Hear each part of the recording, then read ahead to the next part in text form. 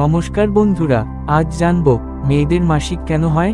এটা কোনো রোগ নয়, বরং শরীরের স্বাভাবিক প্রক্রিয়া।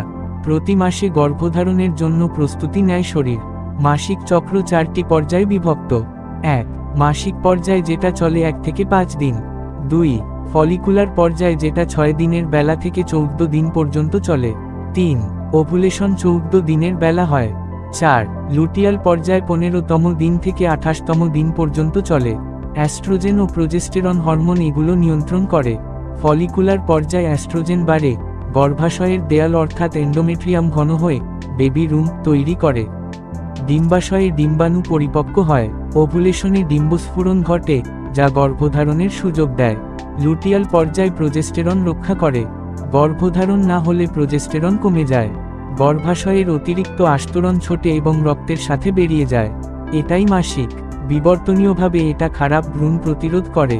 গড়ে 3 থেকে 7 দিন চলে এবং 40 থেকে 80 মিলি রক্তপাত হয়। মাসিক স্বাভাবিক, তবে ব্যথা হলে ডাক্তার দেখান। স্বাস্থ্যকর খাবার, ব্যায়াম করুন, পিরিয়ড প্রোডাক্ট পরিষ্কার রাখুন, সচেতনতা ছড়ান। এই তথ্যটি যদি উপকারে আসে তাহলে লাইক দিন, শেয়ার করুন বন্ধুদের সাথে, আর কমেন্টে আপনার অভিজ্ঞতা শেয়ার করুন। সাবস্ক্রাইব করুন অভিজ্ঞতার আলোকে চ্যানেলটি। ধন্যবাদ।